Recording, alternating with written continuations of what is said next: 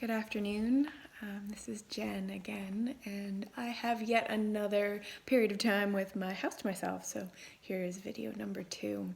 And I've been considering what I'm going to talk about for the second video.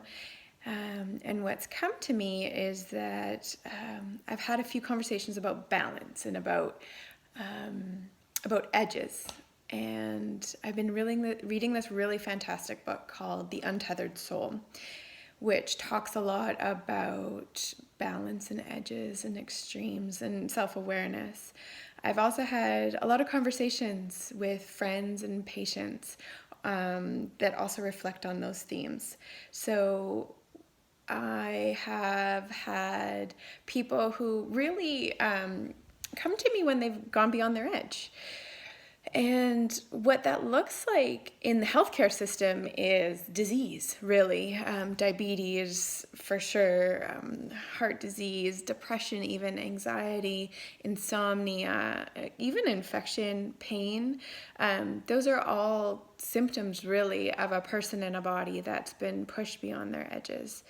And one thing I've learned is that there's a pendulum, and when you swing the pendulum one way, it goes in the opposite direction in an equal amount. So what tends to happen is if you have a serious disease, you have a serious treatment, and even those treatments can push past our edges as well. So for example, we can take medications that make us feel awful. Or we can go on a really, really strict diet or a really intense exercise regime where we make ourselves sick or we hurt ourselves.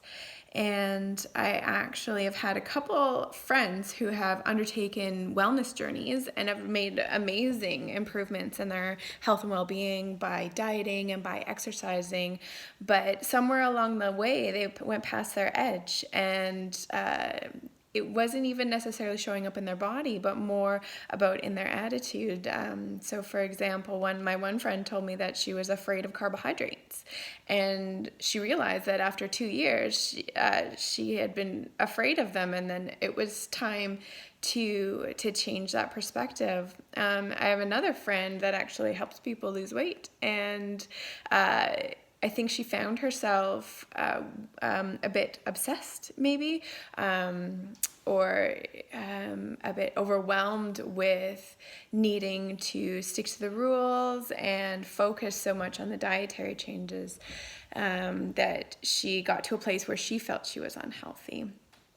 And every single day I see people who overwork themselves to the point of exhaustion and burnout, and see people who mistreat their bodies to the point of disease. And I think what's important is step 1 is making choices that are loving towards ourselves. And so I know a lot of people who will, say, go on a diet or start exercising because they don't like their body, or they hate the way they look, or they're afraid of losing their partner. People will go on an extreme diet because they hate their weight, or they're afraid of getting diabetes. And while it may seem like the outcomes are the same, I think it's really important to make these decisions instead based on love. So changing your diet because your body deserves the best fuel you can give it. Taking an exercise program because your body craves movement and it feels so good afterwards. And taking your medication because you need to heal something, or because it's a condition that can only be treated really by medications. And so, but honoring that it's for love of yourself and not because you hate something or you're trying to fix yourself. You're already perfect. And I think that once you can start making those decisions based out of love, your edges become clear, because your edges develop around that love. And when you go past your edges, it's generally because you're making a decision that's fear-based and not love-based. And so just being aware of where you're at. So for example, you know, you are overweight and, you know, you don't have good cardio, say, for example, and you decide to undertake a fitness regimen and a diet, doing so gently and doing so in ways that honor your body and really paying attention to how your body responds to it is super important.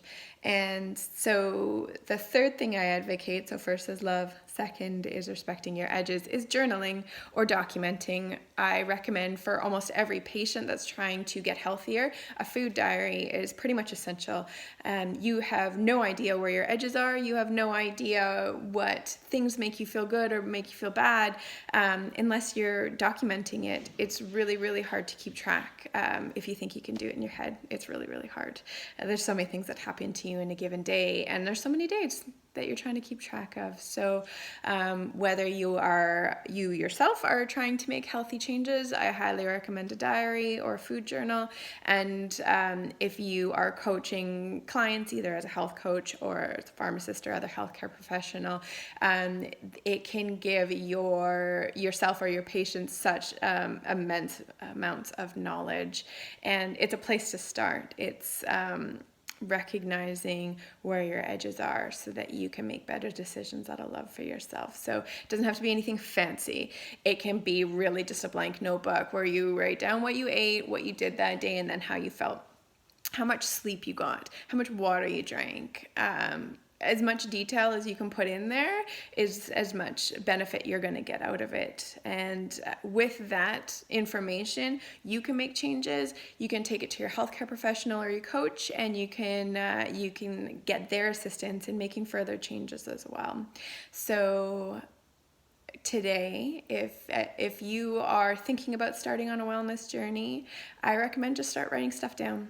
You don't have to make any changes if you don't want to.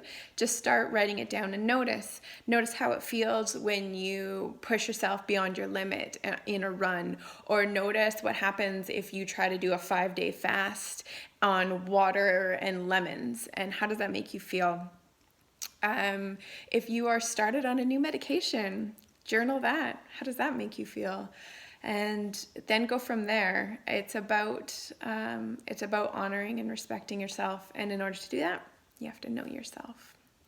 Hopefully that helps, and we'll talk to you next time. Thanks.